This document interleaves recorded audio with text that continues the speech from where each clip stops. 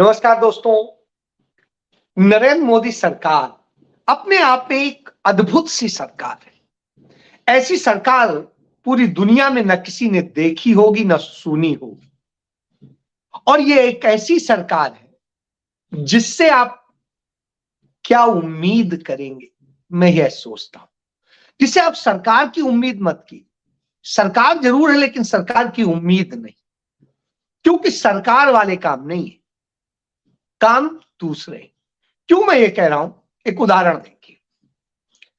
इस सरकार में कोई किसी चीज का मंत्री होता है, वो बात दूसरे की करता है। दूसरा मंत्री होता है, वो बात तीसरे की करता है। तीसरा होता है, वो चौथे की बात करता है। चौथा होता है, वो पांचवें की बात करता है। यानी कोई अपनी बात नहीं करता। उदाहरण, आज राजनाथ सिंह बता रहे थे शिक्षा के बारे में। ये वही राजनाथ सिंह है जो रक्षा मंत्री हैं देश के। और जब ये गृह मंत्री थे तो रक्षा पे बात करते थे। आजकल रक्षा मंत्री हैं तो शिक्षा पे बात कर रहे हैं। ये कह रहे हैं कि मैकाले ने जो शिक्षा प्रणाली लागू की हिंदुस्तान में, उसके कारण सब बर्बाद हो गया। इसलिए गुरुकुल की शिक्षा हम देने पर विचार कर रहे हैं कि अब गुरुकुल की शिक्षा हो, जिससे कि सबको गुरुकुल का ज्ञान मिले और चीजें बने। तमाम सारे जो बुद्धि के थोड़ा हल्के होते हैं, उन लोगों को ये बातें बड़ी अच्छी लगती हैं। हाँ भाई, गुरुकुल आज दुनिया में, इसरो में और इसकी उपलब्धियों को आप यहां से लेके नासा तक जब जिक्र करते हैं, जब आप अमेरिका से लेके जर्मनी तक और जर्मनी से लेके इंग्लैंड तक जिक्र करते हैं तमाम बुद्धिजीवियों के, तो अपने लोगों के नाम गिनाते हैं, बड़े शान से गिनाते हैं।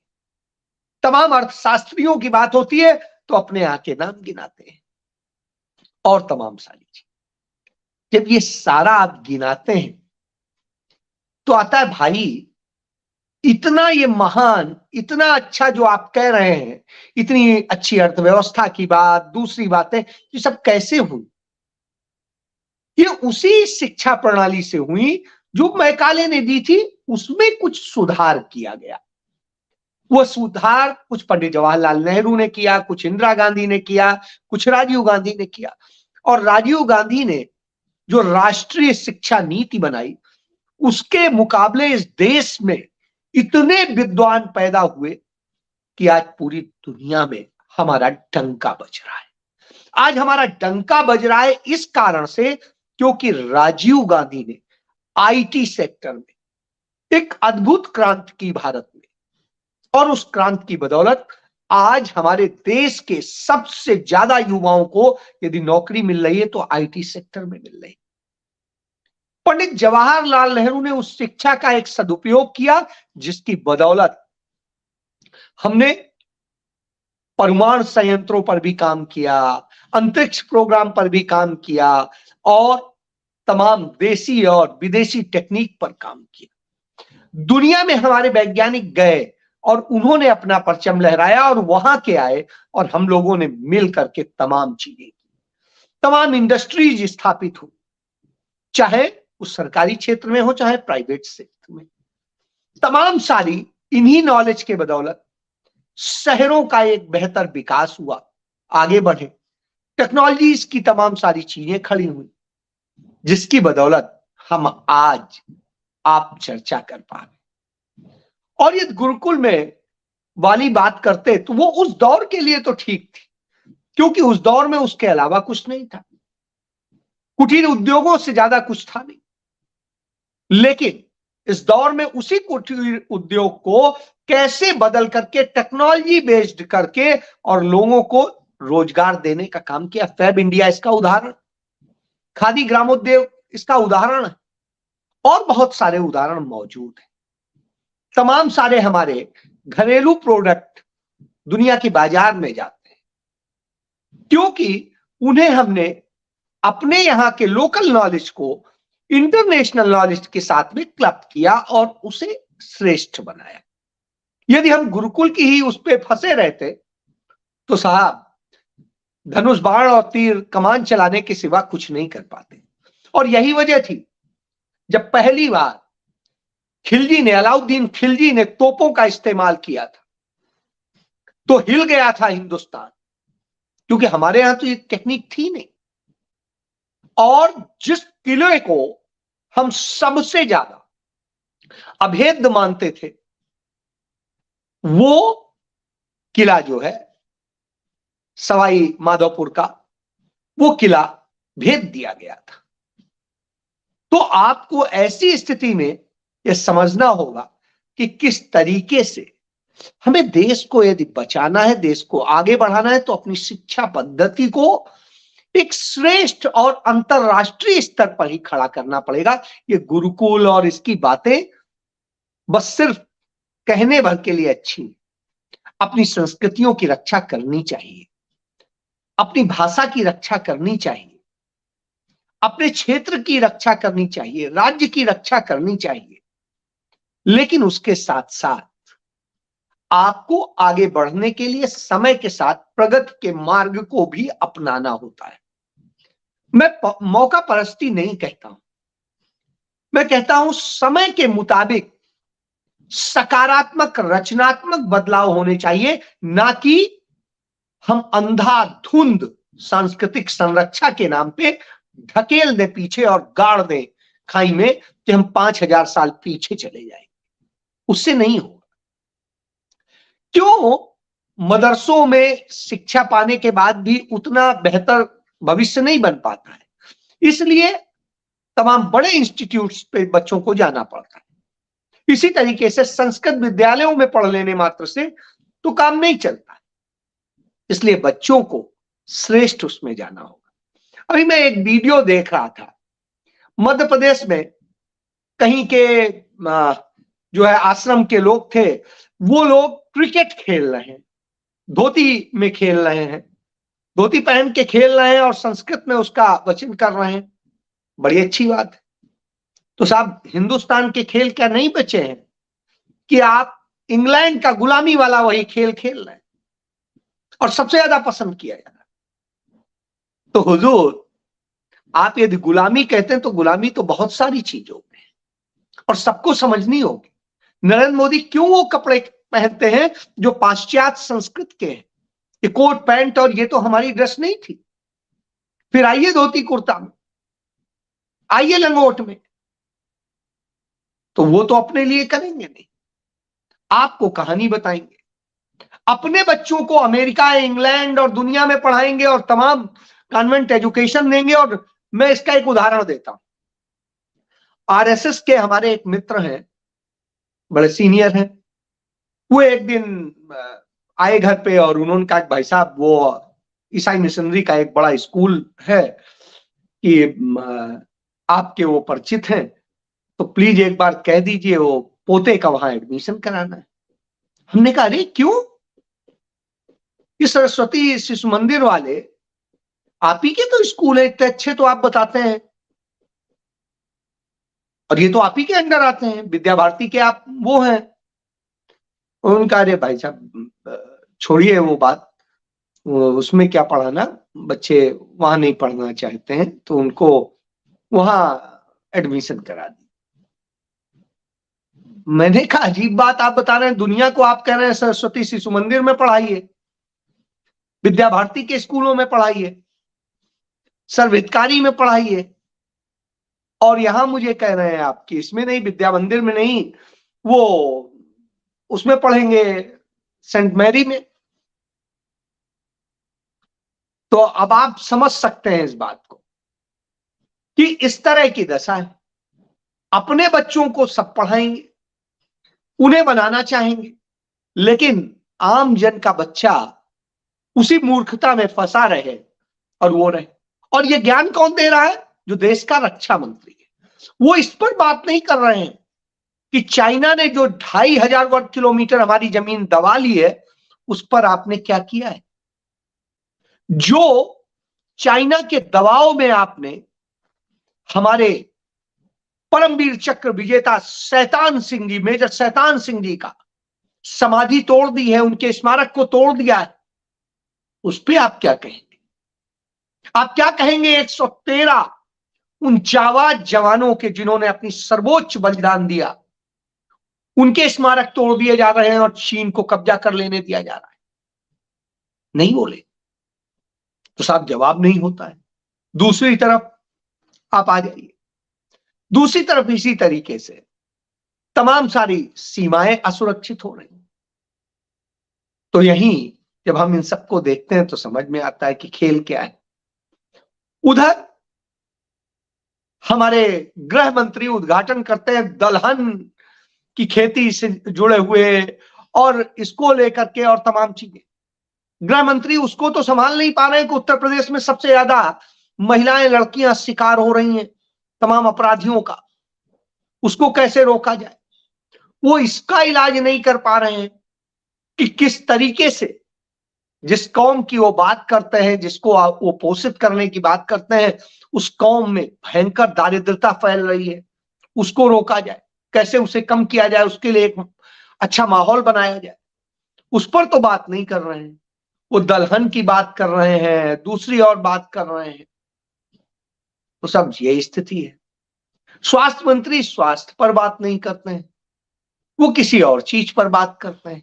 इसी तरीके से वित्त मंत्री रेल पे बात करने लगते हैं, रेल वाले वित्त मंत्री वाले काम पे बात करने लगते हैं। शिक्षा मंत्री का पता ही नहीं इस समय आजकल है कौन। तो बड़ी अजीब सी स्थिति है। और जो महिला बाल विकास मंत्री हैं वो और हर मामले पे बात करेंगी, और जब महिलाओं के ऊपर अत्याचार होंगे, दूसरी चीजें होंगी, वो तमाम संकट आएंगे, उस पर चर्चा नहीं करेंगी। बड़ा गजब हालात। और प्रधानमंत्री को तो बस मौका मिलना चाहिए, चाहे जहां का फीता काटने को हो, शक्ल दिखाने को हो, फोटोग्राफी हो रही हो, मीडिया का जो पूरा प्रेजेंटेशन हो, उसके लिए मौका मिल जाए तो वो तुरंत। लेकिन मणिपुर 8 महीने से जल रहा है, उस पर बात नहीं करेंगे।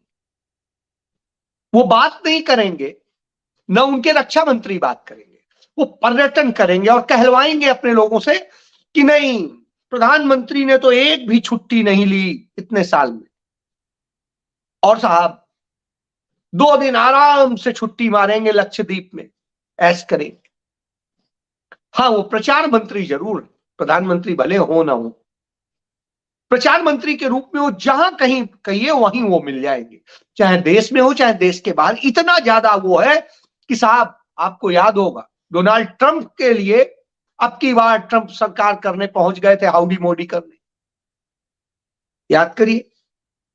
और अब उन्होंने एक तरफ दूसरों को नसीहत देते हैं, दूसरी तरफ बता रहे हैं कि गांधी जी के उस चंपारण में जहां से गांधी जी ने एक महान आंदोलन की शुरुआत की थी, उस चंपारण में 13 जनवरी को एक रैली करने जा रहे हैं, और वहीं से वो चुनाव का जो है शुरू कर देंगे कैंपेन।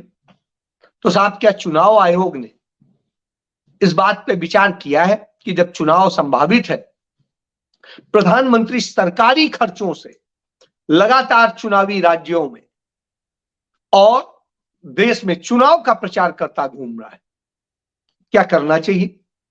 और जिस तरीके से सरकारी धन से पूरे देश भर में नरेंद्र मोदी के होर्डिंग, नरेंद्र मोदी के सेल्फी पॉइंट, नरेंद्र मोदी के और न जाने क्या क्या लगे हैं, उन सब पर कोई चर्चा करने का नहीं। तो सरकारी धन, सरकारी कर्मचारी सरकारी काम छोड़ करके पार्टी के प्रचार का काम कर रहे हैं, पार्टी के लिए काम कर रहे हैं। हमारे देश के chief justice of India D Y Chandrachud Dwarka जाते हैं और द्वारिका में कहते हैं कि जैसे मंदिर में पताका फहरा रही है, उसी तरीके से पताकाएं फहराने का काम करना चाहिए। भैया ये काम जो है धार्मिक लोगों का है, वो अपना करते रहेंगे, आप अपना काम कीजिए। शंकराचार्यों का काम है कि वो मूर्तियां स्थापित कराएं, उनमें प्राण प्रतिष्ठा कराएं, और तमाम मंदिर मस्जिद जो भी होते हैं सबका, जो भी उनके धार्मिक लोग हैं, वो धर्मगुरु लोग हैं, वो करें। लेकिन नहीं साहब, ये भी काम नरेंद्र मोदी करेंगे। और इसीलिए चारों शंकराचार्य जो हिंदू धर्म या सनातन धर्म की जिसकी हम बात करते हैं, उसके सबसे बड़े शीर्षस्थ गुरु हैं, वो आचार्य उससे दूरी बना लेते हैं, कहते हैं हम वहां जाके क्या करें, अपमान सहने जाए, धर्म का अपमान कराने जाए। और इस पार्टी के लोग, भाजपा और उससे जुड़े हुए उनकी विचारधारा के लोग उन्हीं को गाली देने लगते हैं, जो कहते हैं सनातन धर्म को लेकर के तमाम पताका खड़ी करने की बात करते हैं, वो उन्हीं को गाली देते हैं।